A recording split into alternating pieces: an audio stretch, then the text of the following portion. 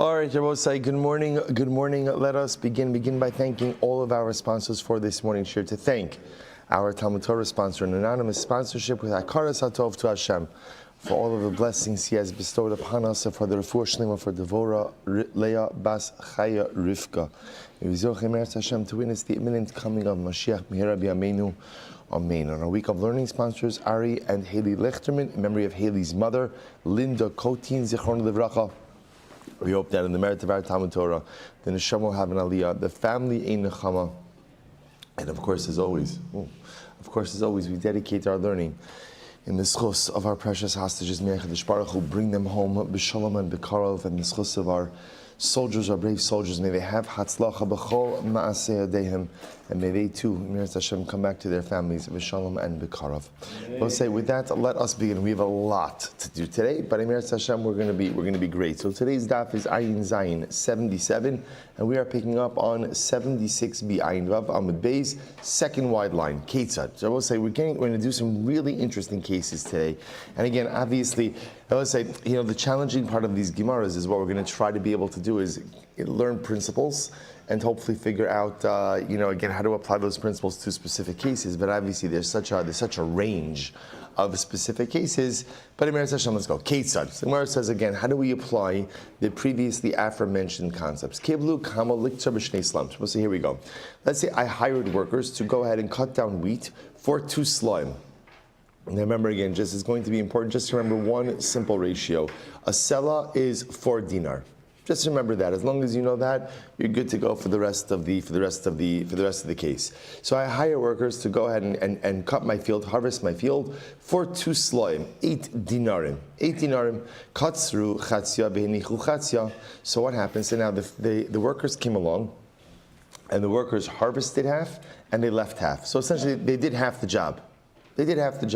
So I'll say, so by the way, I just want to tell you, this is, as I just tell you, nice shaya kachaya. When we first moved to Baltimore, we were living on Wallace Avenue. We hired someone. This is such a good lesson. We got a recommendation from someone who does work cheap. Now, as we all learn over the course of life, right? When that's the way someone is sold to you, that's the way they work cheap. Okay, when you're young, that's so they did literally so we hired them to do siding on the house. They literally did siding on half the house, and then stopped showing up. Literally said, no, we're not coming anymore. Like mamish, sometimes people make excuses. They said we're not coming anymore. That's it. So that's this case here. So I hire workers to go ahead and harvest my field. They do half the field. Katsu chatzia, venichu chatzia, or beged larog b'shnei slime, argu chatzia, venichu chatzia. I will say, but it's not lav dafka, it's an agricultural case. I hire someone to go, I hire a craftsman, a weaver, to go ahead and weave a garment. He weaved half of it, and he left half of it unwoven. Okay, so we'll say, so now, what's the shaila? Someone does half a job. We'll say there's 2 pieces at play over here. What are the 2 pieces at play? Number 1, the person did work, right? The work they did has a value. What's the problem, however? What's the problem? Right? I have to get the rest of the job done, which means now that what? I'm going to have to hire someone else. So now the Gemara says as follows. So we're going to see now there's a machlokus in the Tanna Kama and Rabbi Dos about what we do. So Shaman Lahen es mas sha'asu. So therefore, so the Tanna Kama says, look, we assess how the value of the work that they did. So they're both say, so that's it. So in other words, we look at how much work they did and we pay them for their work. What about the following? Haya yafa shisha dinarim. So they both say, here's the issue. What happens if halacha l'maisa, now they did half the job. So I hired workers to go ahead and, so watch this, I hired workers to go ahead and harvest my field. When I hired them, the job was worth 8 dinar. That was the job. 2 slime, 8 dinar. Fine. They do half the job. So both say, so now what's the problem? The price of labor has gone up. So now, what used to cost 4 dinar for half a field now costs what? 6 dinar.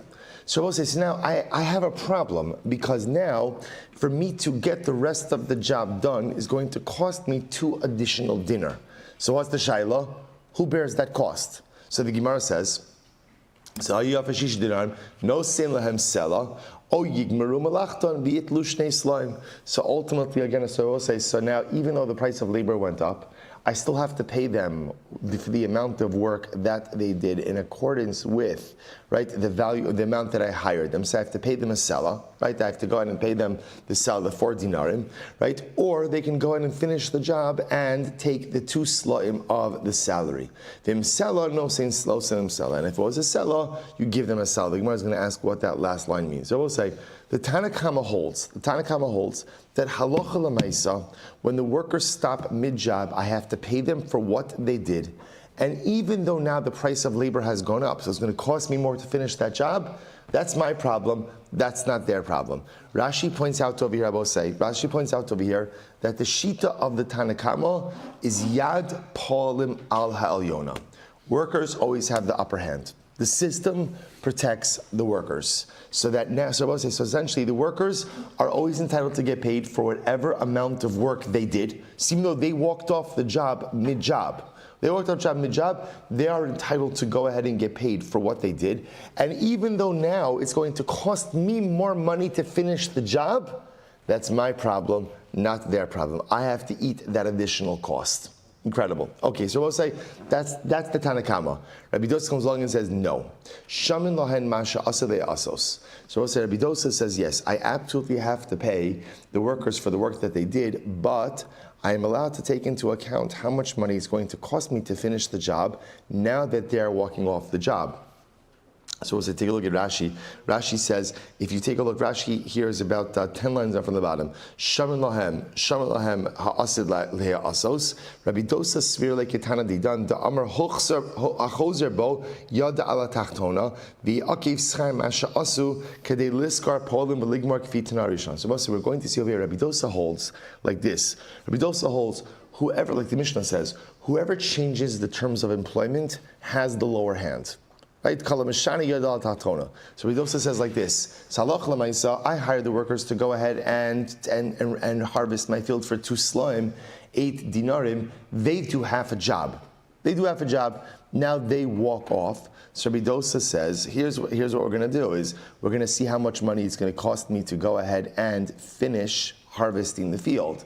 So hayayafa shisha dinarim. So therefore, again, I will say, so if it's going to cost me another 6 dinar to go ahead and finish harvesting the field, no sin lahem shekel, o yigmeru malachton v'yitlu shnei slaim.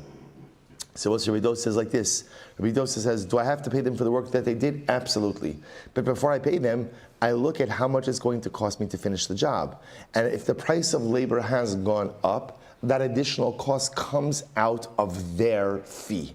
They have to eat the rise in labor costs, and I just pay them the difference. Vimsela, so or of course they can always finish the job. And if they finish the job, what do they get paid? The original contracted amount. Vimsela no sin lemsela. Again, we're going to see exactly what that last line means. So we'll say, so this, I just want to point out over here, this is a really lemaisa machlokes over here, right? I hire workers to do a job, and again, the Gemara's example is they did half the job, but of course you understand, it doesn't matter if they did half the job, a third of the job, the quarter job, the halakha is the same, or the machlokes is the same, right? So we'll say, so let's say again, I hire them to do a job, in the Gemara's case for 2 slaim. They go ahead, they do half the job, which means they've done a sala's worth of work. Then what's the problem? The problem is it's going to cost me more than a sela to finish the job, to hire new workers and finish the job. Tanakama says, that's my problem. I pay the workers the sela, the workers are done, they have a right to walk off whenever they want, right? They're entitled to the sela for their salary, and I have to eat the additional rise in labor costs. Rabbi Dosa says, absolutely not. Absolutely not. I have to pay them for the work that they did, but if labor costs went up, that's on them, because they're walking off the job. What's the fundamental machlokes? Tanakama holds, yad polim al ha'elyona. The worker always has the upper hand. Now, why that is, we'll have to see. Right? Rabbi Dosa is our Mishnah. And what does our Mishnah say? Kol meshane yodu ala tachtona. When you engage in an employment agreement, or any agreement for that matter, and you go ahead and you change the terms of the agreement, you have the lower hand. You have the lower hand. So most of that's our machlokes. Now, a very important qualification. But when is this so? B'davar she'ein ovid. Now, both say, all of this is assuming that we're talking about something that's what? Where the job is not a davra avad. So let's remember again, what does that mean? A davra avad means it's something that has to get done now, and if it's not done now, there's going to be a loss. Because we'll say the whole chap over here is because of that. So that's our machlokes. So because in other words, in a non-davra avad scenario, when workers walk off the job, I have the luxury of finding new workers. And if I don't find someone today, I'll find someone tomorrow, and it's fine, it doesn't make a difference. Aval b'davra avod, socher alein o matan. Say, when we're talking about a davra avod, everyone agrees that by davra avod, I could hire new workers immediately, and if the price of labor goes up, that cost is borne by the workers, right? Because we will say when you walk off a job on a davara avod, you are leaving the employer in a financially precarious situation, and he is permitted to do whatever he needs to do in order to stave off the loss, and the workers have to bear that cost. Oh, mitan, or you could trick the workers into finishing the job. So the Gemara says, Kates and mitan. So how can you deceive them? So this is interesting. In other words, essentially the Gemara says, you could lie and tell them you're going to pay them more in order to get them to finish the job. And then when they finish the job, you could pay them what they were originally contracted to do. Now we'll say that's because they have an obligation to honor their commitments. So if you need to tell them something different in order to go ahead and get them to work, to do the job, then Lamaisi, you are allowed to do that. So the Gemara says, Vat kama sochalein. Now we'll say, now again, you could even hire new workers in order to get the job done because it is a shtickle emergency situation. How much more, like above market, can you hire workers and cause them to bear the cost? Ad arboim v'chamishim zuz. 40 and 50 zuz more. So we'll say the discussion exactly whether or not this is an exact amount, or whether or not it's just saying that even for significantly more, you could force them to bear the cost. But the idea, again, we don't have to wade into that right now.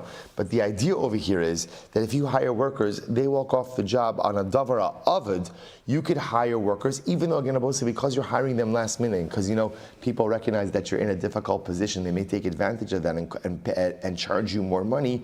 You could pass that cost along to the workers who walked off. Incredible. When is this so? Bisman shein shampalim liskar. Further, we're going to say when is this so? They will say so again. Now Rashi says over here, De'ein ha'chozer nifsar el lefi cheshbon l'Rabbi Dosa u'l'Rabbanon mekabel memasha asu. So I will say furthermore again, when was the original machlokes Rabbi Dosa and the Rabbanon? Bisman shein shampalim liskar. So I will say that's when there is not workers immediately available to hire. Aval yesh shampalim liskar va'omer tzei b'sachar me'elu ein lo alen ela taromes. So I will say this is very important. When is there the original? Now again, remember, let's go back for just a second. Now the way we're framing it is the machlokes Rabbanan and Rabbi Dosa is by davar, something that is not a davar ha'avad. So I will say, let's assume for a moment right now that when harvesting a field, you have a prolonged amount of time to get that done. Let's just make that assumption for now. So I hire workers to go ahead and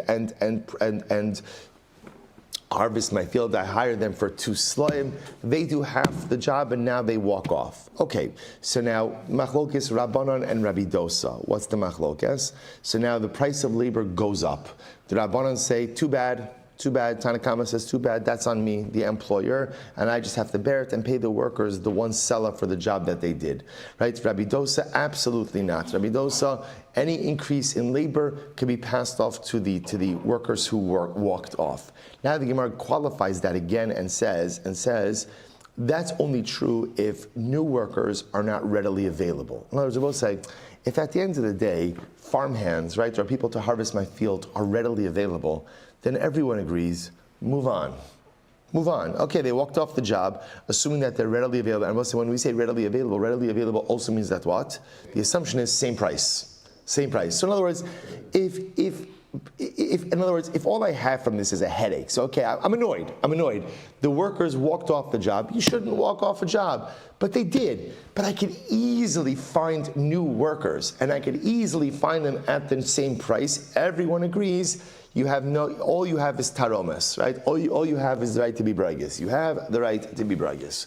So you could be upset that these workers are not good guys, fine, but that's it. But other than that, you have no other legal recourse. Okay, so really fascinating machlokes, and now again, 3 parts to this machlokes, Rabbi Dos and the Tanakama. So here we go.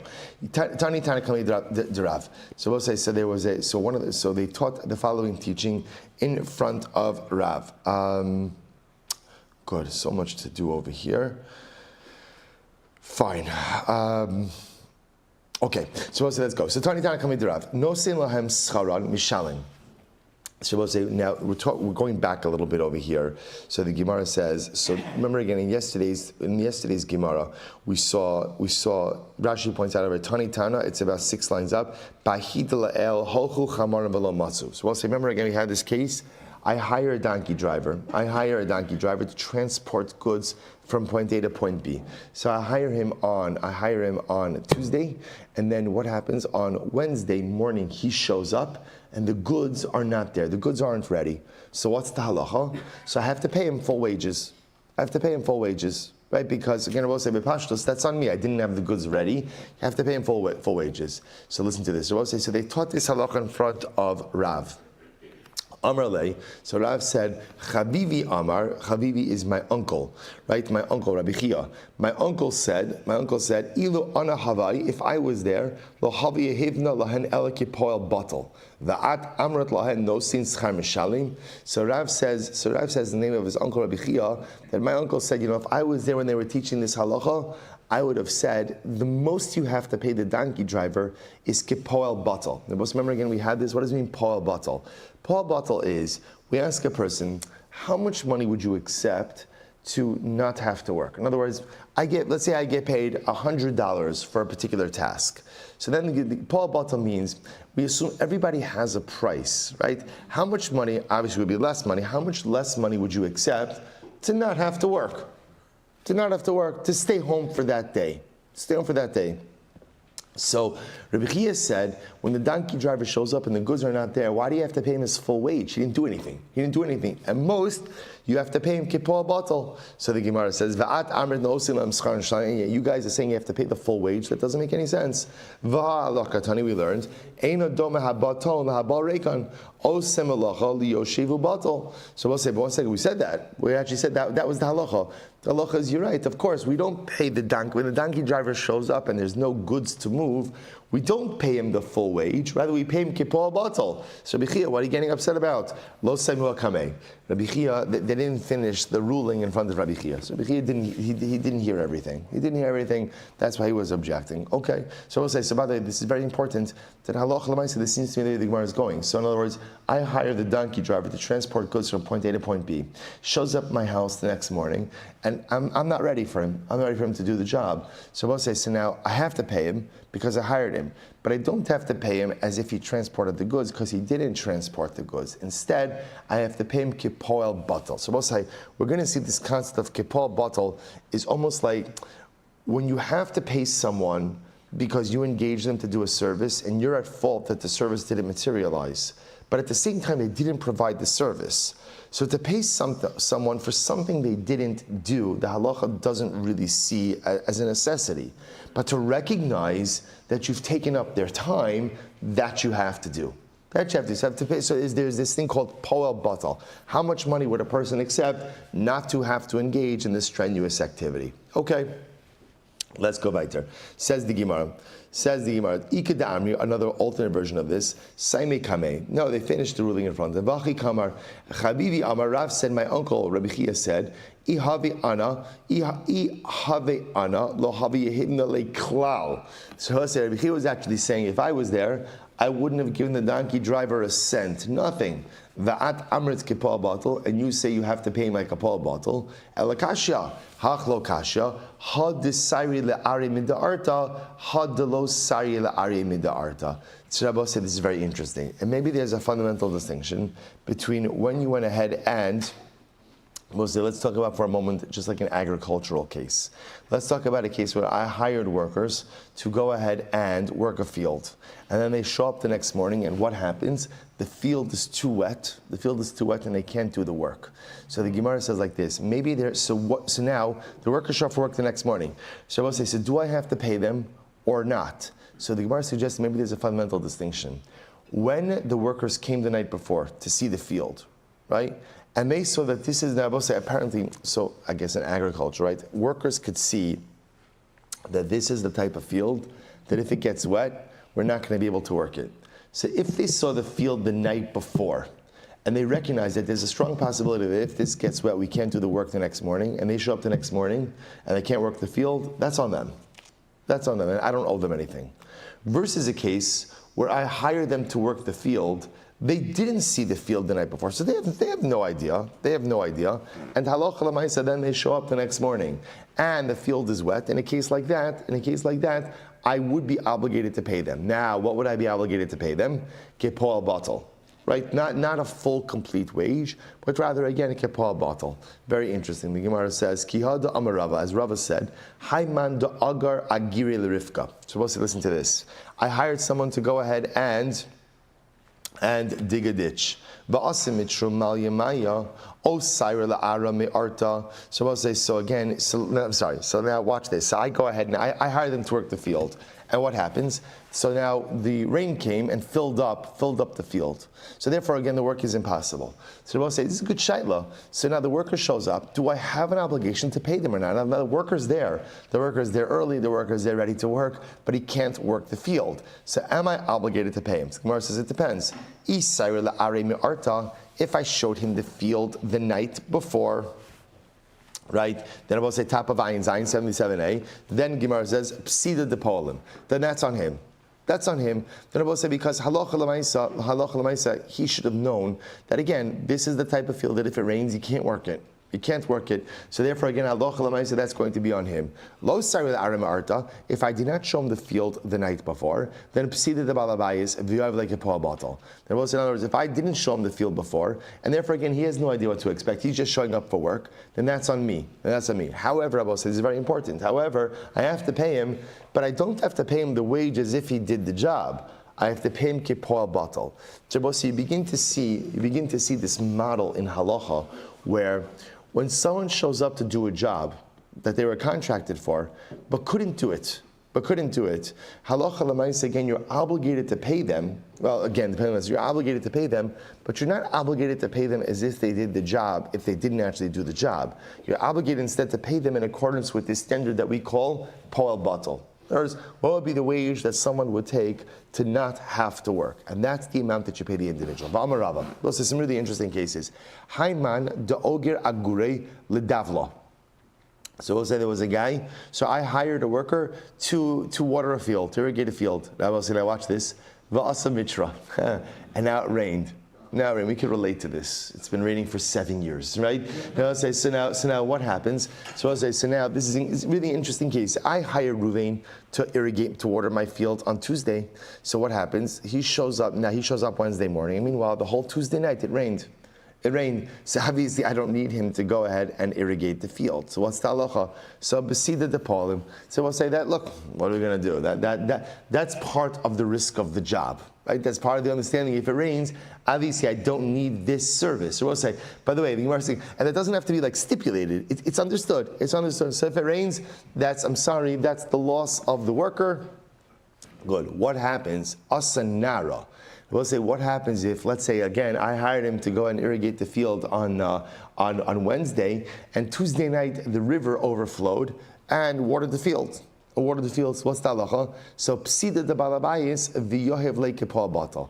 So we'll say, ultimately, again, that's on the balabayis. Right? And therefore, again, the balabais would still have to pay the workers kipoa bottle. V'amar Rava, Rava says. So we'll say there's a whole bunch of rulings by Rava. Amar Rava, Hayman de ogira guri ledavla. So we'll say, so ultimately, again, I go ahead and I hire workers to water my field. upasak nara the Yoma, bepalgud Yoma. So this is fascinating. So I hire workers to irrigate my field, to water my field. What happens? So I'll say the way they're irrigating the field is there's a river that runs, or whatever, an irrigation pond that runs next to my field. What happens? So they're working on a Wednesday. Midday, the irrigation pond dries up. It just dries up. So now there's no more water to irrigate the field. So the Gemara says, so now what's the shaila? Now again, I will say this is the case. The workers, like we're ready to go. Like we're ready to work. There's no water here for us to finish our job. So the Gemara says, Ilo avidipasik psid depalim. So if the irrigation pond doesn't normally dry up, so then again, unfortunately, that's the mazel of the mazel of the workers. Avidipasik. So we'll see now. Watch this. What happens if this irrigation pond does regularly dry up? So ibnei masab psid depalim, labnei masab psid debabai. So we'll say then it depends. If the workers are local, so they know that this kind of stuff happens, then unfortunately, again, that's a loss borne by them. If they're not local, so therefore again, they have no idea that the irrigation pond dries up, then Allah Chalamaysa, that is going to be on the balabayis. Okay, but Amar Rava, I'll say again, all these just great employment cases. Rava says as follows: Hayman da agar agurila avidita. Vishalim avidita b'pagul yomer. We'll say another great case. I hire workers, right? I have a jet, and I will say now this is a case ultimately again of a schir yom, a day laborer. So I hire a day laborer. So I hire him for Wednesday a day of work. And I will say what happens? He finished the work I gave him by midday. Baruch Hashem, right? Fast worker, finished by midday. So we'll say, so now, but here what's the issue? I hired him for the day. So what's the halacha? So if I have other work to give him that is easier than the first work I contracted him for, then I can give it to him. Or work that is of similar effort, I can give that to him. So Rabbi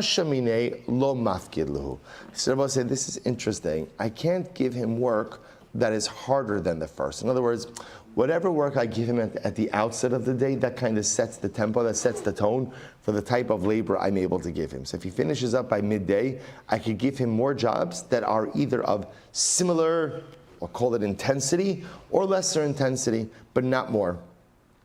And ultimately, again, we'll say at the end of the day, even if you don't have any more work for him, you still have to pay him the day's wages. In other words, you hired him for the day, you have to pay him for the day. So the Gemara says, whoa, I have to pay him for the day, like the whole wage? But one second, why shouldn't I have to pay him like a paw bottle? In other words, we'll say, remember again, the model always seems to be that when you contract someone, right, and circumstances change and he can't do the work, you have to pay him, but you don't have to pay him the wage as if he did the actual work, if he didn't do the work. Why not? Why don't they just have to pay him like a paw bottle? It was so fascinating. We're talking about the workers of Mechuzah. They both say the workers of Mechuzah, their trade was they carried around heavy stuff. They were able to carry around incredibly heavy stuff. The Gemara says, "Di'ilo avdi chalshi." So we'll say these guys, if they were not put to strenuous work, then ultimately again they would weaken. So they were constantly looking to build their muscles. So they had to. So we'll say, so for guys like this, there's no such thing as paying them kipoil bottle. Why? Why? Because they had no framework of poil bottle. Whereas their trade depended on them being constantly active. So I will say, what an incredible Musar Haskell from the workers of Mechuzah. The workers of Mechuzah understood that unless you are constantly building your muscles, right? Unless you are constantly building your strength, by definition, you weaken. There was no hasaga, there was no concept of, what do you mean a poel bottle? What do you mean someone who doesn't work? I will say, what an incredible metaphor also for our ruchnius, right? To become in our ruchnius like Achlushe de Mechuzah. Incredible. Bnei Adam haragilim laseis masaos tamid ukishiyoshvin betelin kasha lahen. It was difficult for them to be idle. Difficult for them to be idle. Bosai, what a level to aspire to. Difficult to be idle. To be the kind of people who understand if you're not building muscle, you're losing it. If you're not building muscle, you're losing. I will say the goal is constantly to push ourselves. The goal is to never be idle. The goal is to constantly be building muscle, because if not, you're losing. It's so incredible. Amar Mar, Shamil Hames Masha Asu. So we'll say again, we evaluate what they did. We evaluate what they did. So we'll say, so remember again, the Gemara just telling us what's happening over here. So we just went through all these statements of Rava. And we'll say, now what the Gemara is doing is going back to the machlokes Tanakama and Rabbi Dosa. Right? So remember again, Tanakama Rabbi Dosa, I hired workers to go ahead and harvest my field at 2 slime. What happened? They did half the job. They walked off the job after a seller. Rabbi say now it's a complicated. So remember again. So technically speaking, there's still four more dinarim of work because the seller is 4 dinar. What's the problem now? The price of labor has gone up. It's going to cost me 6 dinar to finish the job. So what's the halacha? Tanakama says pay the workers their 4 dinar, and it's on me, the employer, to go ahead and hire new workers at 6 dinar. That's just what it is. Rabbi Dosa says absolutely not. The additional price of labor comes out of the wage of the workers. So they'll get whatever is left over after I pay the workers to finish up the job. So now we're going back. Amar Mar, Shamal Ma Sha'asu. So we'll say we evaluate for them. So when these workers walk off the job, we evaluate what they did. So Ketzad. So we'll say, how do I do this? Hayayafashisha dinarim. So we'll say this is quoting for the Gemara before. So we're just going back now and picking apart the machlokes Tanakam and Rabbi Dosa. So Hayayafashisha dinarim. Now it's going to cost me 6 dinar to finish harvesting the field. No sim lahem sela. So I still have to pay the workers their sela, their 4 dinarim. So Kasavi Rabbanon Yad Paul al Ha'alyona. Because as we saw before, the Rabbanon hold that the worker always has the upper hand. Yad Paul al Ha'alyona. So worker is entitled for compensation for any amount of work that he did, even though he's left me, right? He's left me holding the bag, right? I still have to hire new workers at a cost of 6 sela. So the Gemara says, O yigmaru malachtan v'yitlu shnei. Or what's the other option? The other option is the workers could finish their job and get their wage of 2 slime. So the Gemara says, okay, that's obvious. Pshita, that's obvious. Lotzricha diyakar avidita. So we'll say, watch this. No, because what happened over here? In the interim, as we just said before, the price of labor has gone up. So the Gemara says, V'imru polim. So now again, remember, the workers withdrew. So the workers, they harvested half of the field, and then they walked off the job. Va'azal balabayisu paisinhu. I go along, I appease the workers, I say, come on guys, come back to work, please. So ma'al detema, what would you have thought? Matsu amrilei kim if I seen adaited the tafaslana igra. So you might have thought that now when the workers come back and they finish the job, they say, of course we were appeased, but we were appeased at what? The higher rate of labor. To which again, I can say, no guys, that's not how I appease you. I figure, you know what, I'm going to give you lunch. I'm going to give you lunch, fresh coffee, right? So that when I appease you, I had no intention of paying you more money, right? The appeasement ultimately, again, is I'm going to throw in a meal plan. Okay, next. So the Gemara says, "Seller no stem seller." If it was a seller, you give them back a seller. You give them a seller. The Gemara says, in other words, if there's a seller worth of work, you pay them a seller. So pshita, I understand. That's obvious. So we'll say, watch this. We're talking about now a case where the price of labor went down. So the Gemara says, "Dezala vidita meikara va'agrinu bitafe zuz." Sorry, meikara va'agrinu bitafe zuza. Uluvasof iyakara vidite v'kam bitfe zuza. So listen to this. Originally, right, when I hired the workers, I hired them at above market. Right? Labor was cheaper. I hired them at above market. And now we'll say now, when they walk off and we're renegotiating or I'm appeasing them to come back, the price of labor went up. So Ma'al Detema, we'll say, and now essentially the price of labor is exactly at where I negotiated with them. So in other words, when I negotiated with them, I agreed to pay them above market. Now the price of labor has gone up, so actually the wage I'm paying them is at market. So what would you have thought? Amrilei, the workers could say to me, Tafe Zuze Amratlan, Tafe Zuze Havlon. So the workers could say to me, listen, Silber, you hired us at above market. Now the price of labor has gone up. So now it happens to be the price of labor is what we're getting paid. You owe us more money. Because essentially in the spirit of the contract, you agreed to pay us above market. So now market's gone up, you owe us more money. Kamashman the amr lahu ki amri luchu tfeizuzi de lo havakim luchu hashtakim luchu. Now when I hired you more for above market, again, I didn't know what you could do, what the market would be, but now the market's gone up. Now we know the price of labor, and that's it. I'm locking in my original price. So we'll say, so bottom line, what the Gemara is teaching us is, if you're able to appease the workers to come back, you don't owe them any more money than the original price of contract. That's what you owe them. That's what you owe them, because ultimately, again, that's what they were contracted for. Incredible. So Rabbi Dosa Omer, Shama lahen es masha asilei asos, haya yafesh shisha dinar no silon shekel. So we'll say, remember again, Rabbi Dosa disagrees. What does Rabbi Dosa say? Rabbi Dosa holds that halacha l'maisa, in this case where they walked off the job, and now the price of labor goes up, I have to hire new workers. I pass on the additional labor cost to my workers, to my original workers, and I take that out of their wage. That's Shitas Rabbi Dosa. So Kasavar, why? Kasavar Yad Paul ala Tachtona. Rabbi Dosa says the worker has the lower hand. Now again, to be clear, this is not a din in the worker. What is it a din in? What is it a din? It's the Mishnah. Kol Mishane Yado ala Tachtona. Whoever reneges or changes the agreement, he has the lower hand. So again, just to be clear, Rabbi Dosa is not like a machlokes in laborers. So again, the Rabbanon hold the worker always has the upper hand. Rabbi Dosa says no, whoever changes the terms of the agreement has the lower hand. Therefore, if the price of labor goes up and I have to hire new workers, that additional cost is taken out of the salary of my first workers. To which the Gemara says, "Oh, Yigmur Malachtam Yitlushnei Slaim." Or again, my workers could come along, my initial workers could come along, finish up their job, and get their full salary. So Pshita is obviously Gemara says, "Lo tzricha dezala vidita." So we'll say, what's the case over here? The case over here is where the price of labor went down. V'imer balabais. They will say, now watch this. In this case, I am pulling out of the agreement. So we'll say, so watch this. In other words, I hired workers. I hired them for 2 slime to go ahead and harvest my field. 2 slum is 8 dinarim.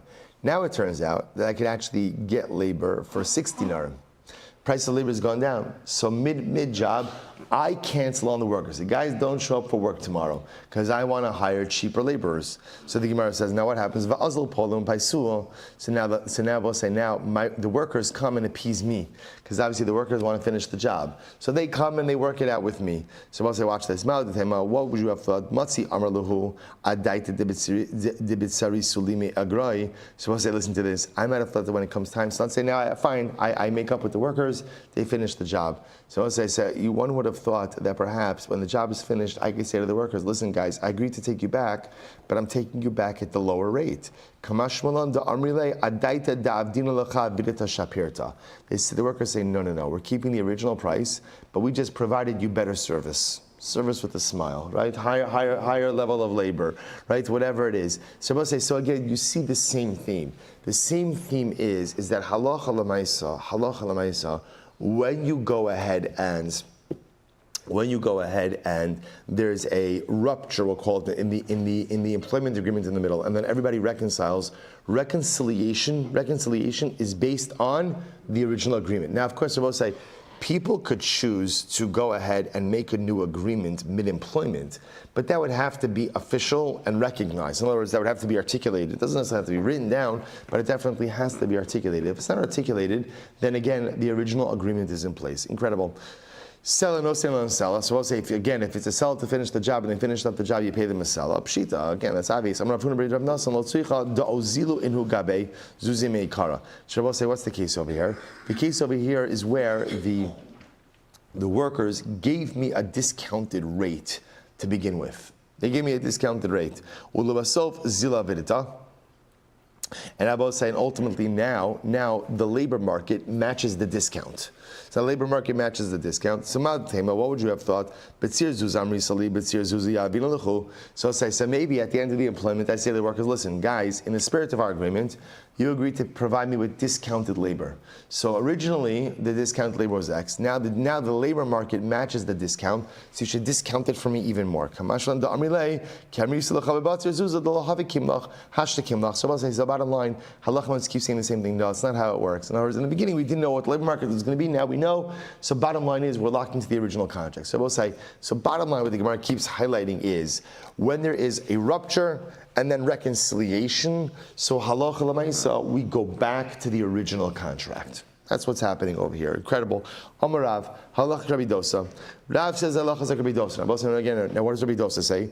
Rabbi Dosa says that when I hire workers to do a job, let's say I hire them to harvest the field for 2 slime. They walk off the job halfway through. I now have to hire new workers that are more expensive. Who bears the additional employment cost? Who bears that? The original workers. That comes out of their wage. That's Rabbi Dosa. Because again, Rabbi said, what's Rabbi Dosa's logic?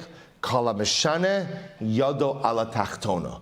Whoever goes ahead and changes the agreement has the lower hand. That's it. So the Gemara says as follows. Good. So Umiyamar Rav Hachi, did Rav actually say this? V'amar Rav, Paul Yochal Achzor Afil B'chatzi Yom. So I'll say, watch this. Rav said, and Bro said, we're going to talk about these sugyas. Where is this? This is, we're starting in Bava Kama. We'll see it again a little bit also. So listen to this. So Rav says that a worker, has the ability to walk off the job whenever he wants. Whenever he wants.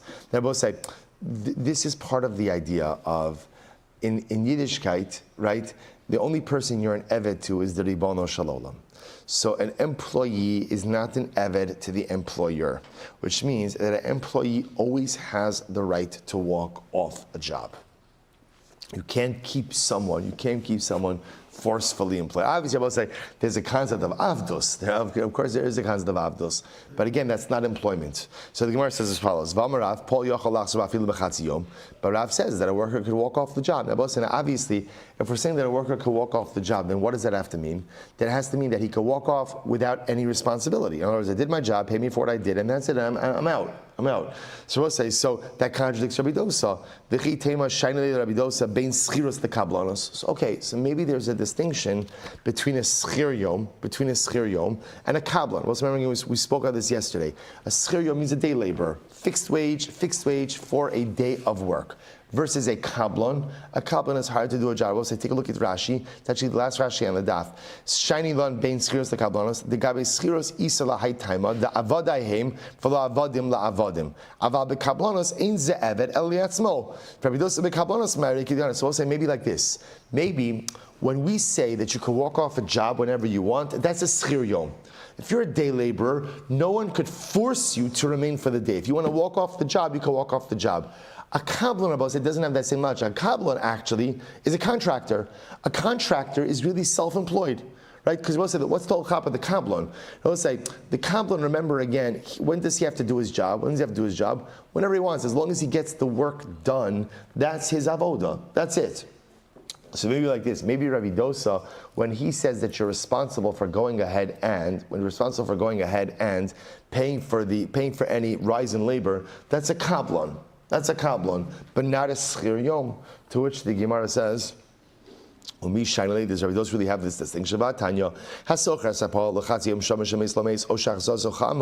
let's listen to this. If I hire a worker and midday, Nebuch, he hears that one of his relatives died, or he gets sick, so what's the halacha?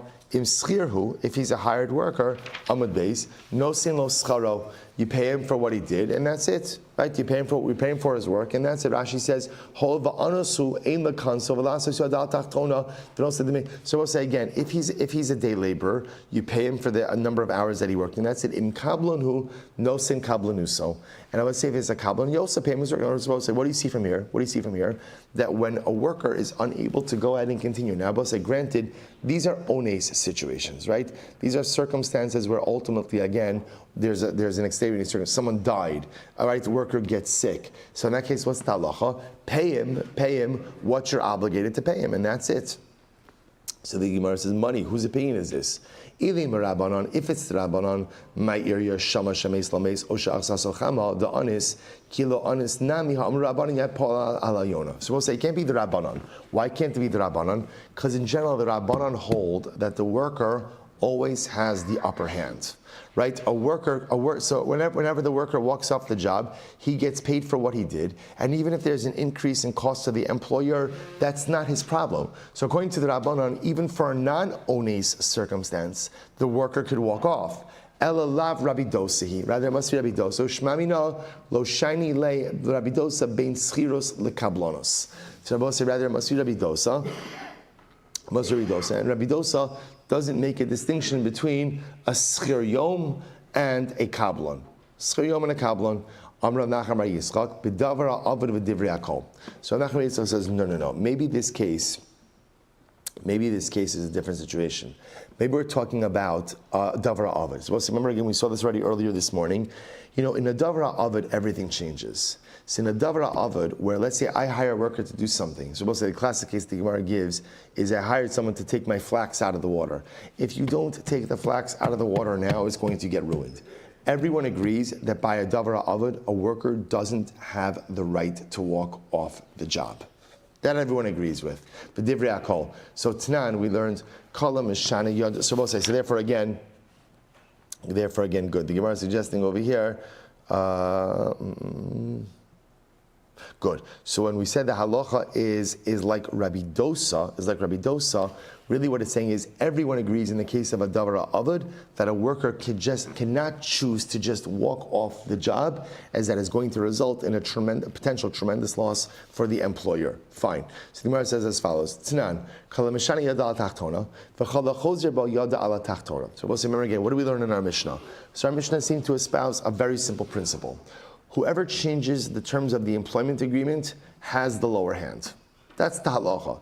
So the Gemara says, Bishlama kala mishana yada tachtona, distam lantanek Rabbi Huda. So we say, I understand the phrase that whoever changes the nature of the agreement has the lower hand, because we're reflecting the view of Rabbi Huda. Now we'll say, we did not learn Rabbi Huda yet. Right? We're going to see ultimately again Rabbi Huda in just a little bit. So the Gemara says, Ela kala chozer bo yada ala tachtona la suyemai. But I will say, when we speak about this concept that whoever literally again retracts, chozer bo goes back on the agreement, yada ala tachtona, what does that come to include? Lav la asuye poel. So I will say, does that not come to include the case of a schir yom uka Rabbi Dosa? And I will say that even according to Rabbi Dosa, if halacha l'maisa again, even by a schir yom, if he changes the agreement, right, he has the lower hand. Ella Rabbi Dosa tarti kamar. Rather, Rabbi Dosa said like this. We'll say the sheet of Rabbi Dosa is Rabbi Dosa holds both by a schir yom and by a kablan. If they change the terms of their employment, yadam ala tachtona. Right? They bear whatever loss or whatever additional fees come out. Well, says that sheet is Rabbi Dosa. Rabbi Dosa always holds, if you are engaged and if you are in the employment of someone, whether you are a day laborer or whether you are a kablan, if you go ahead and renege, retract, change, right, the reneger, the retractor, the schir yom, the kablan, you have the lower hand. The Rav, Savar Kavasa Bechada, Upalagala Bechada. And Rav holds like Rabbi Dosa in one case, i.e. the Kablan, and disagrees with Rabbi Dosa in the other case, i.e. the Schir Yom. Okay, the other possibility is, when we say that anyone who goes ahead and reneges on the agreement has the lower hand, so it's very interesting. What is the case of reneging? Right, going back on the agreement. So we'll say, all right. So now we'll say we're opening up a whole new thing over here. We'll say I just want to point out. So just understand what we are focused on over here is the fundamental machlokes Rabbi Dosa and the Rabbanon, which is in general, the Rabbanon hold workers' rights are paramount, and therefore again we do everything to protect the worker. And therefore, a worker has the right to walk off a job whenever he wants. And halacha l'maisa, even though it's going to cost the employer more money to finish up the job, that is borne by the employer, not by the employee.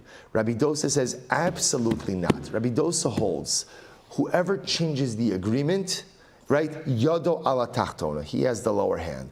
And Rabbi Dosa apparently holds that it doesn't matter what kind of work you're talking about. Schir yom, day labor, kablan, a contractor, that's it. An agreement is an agreement. And if you change it, whoever changes it is responsible ultimately, again, for any additional costs which are incurred. That's our fundamental machlokes over here. Now, both say, so again, how we paskin, we're going to have to see. So that's the overarching machlokes. Now, throw in there another case that we just saw, which is what happens if someone has to walk off the job because of extenuating circumstances. So I will say, right, that was the case that we saw before.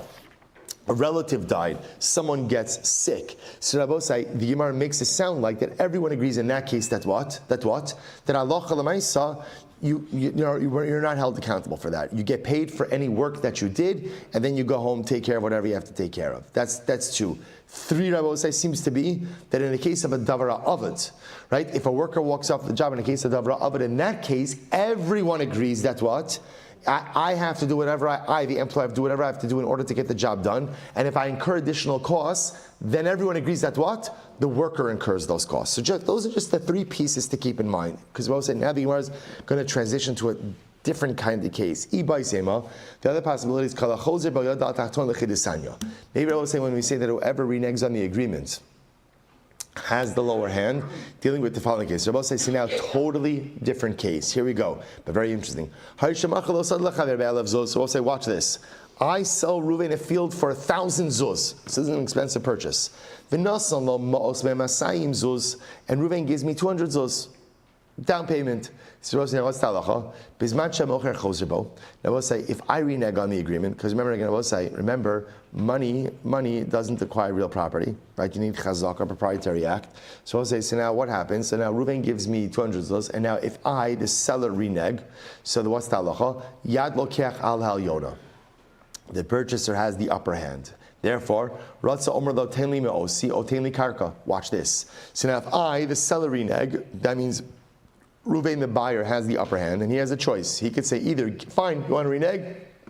Give me back my money, or tenli karka keneged me'osi, or give me land corresponding to my money. I gave you 200 zuz, give me 200 zuz of land. Mehecha magbio, and where does Reuven take his land from? Mina idis, from the best property. Again, we have to define what that means. But I will say, let's say again, Reuven, the purchaser reneges, then Yad Mocher Al Ha'al then the seller has the upper hand.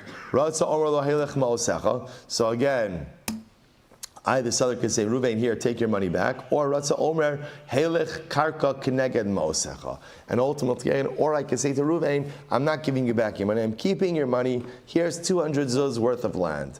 Mehechan Magbio. Ultimately, again, I will say, from where does Reuven take this land? Minaziburis, from my inferior property. Again, if we're going to, we have to define all of this. But watch this, Rabbi Shmuel Silber. So Rabbi Shmuel Silber says, if you want to avoid this whole thing, right? What I was about to say, here's the problem. What this seems to indicate, I will say, is that Allah Chalamaysa, when someone goes ahead and purchases real estate and then makes a down payment, it sounds like from the schema that what?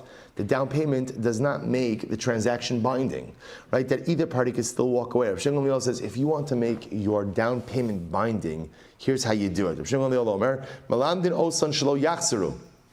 We teach them to create a binding transaction. Keitzad, Kol Sevlo, Ani Ploni Ben Ploni Machati Sada Plonis Laploni, Be'elef Zuz, Ve'nosan Limehem Masayim Zuz, V'hareni No Shebo Ches Me'os Zuz. Kana u'machzulas hashar afil la'achar kama shanim. So let's watch this. Rabbi Shmuel Silber says, make a different kind of transaction. What's a different kind of transaction? Here's how it goes. I, Shmuel Silber, I'm selling Reuven a field for 1,000 zuz. Right? Reuven has given me a down payment of 200 zuz. At this point, right, the transaction is finalized and sealed, and the remaining 800 zuz is a debt that Reuven owes me. A mortgage. But I will say, what that does is it shows that the 200 zuz down payment finalizes the transaction, right? The rest of it is a loan. All right, what's the duration of the loan? Or whatever the duration of the mortgage, whatever it's going to be. But the transaction is finalized, right? I will say, by the way, this is what we do by mechiras chametz as well. Again, this is the way generally our real estate transactions work. You down payment finalizes the transaction, and the rest is a debt to be owed. Rav Shmuel says if you structure the transaction like this, then halacha l'maisa, no one could retract. By mechiras chametz also we do this as well. By mechiras chametz, obviously the full value of the chametz is not known, so the Gentile can't pay for the chametz, so we make a down payment. But we indicate the down payment finalizes the sale, and the rest of the value of the chametz is a debt that is owed from the Gentile, from the non-Jew, to whoever the person who's selling the chametz, to the Jew who's selling the chametz. Incredible. Aramar, so mehecha magbio. Arbasi, you know what we'll do is we'll stop over here for today. We'll pick up again. We did excellent. Shkoyach to everyone. You guys did great this morning. You guys really did great. Right? So again, Baruch Hashem, we're good. Incredible Gemaras, Emiras Hashem. Really tomorrow we have a shorter Amud Aleph. Tomorrow we'll be right back on track. Shkoyach everyone. All right, Chavran Zoom, have a great day, everyone.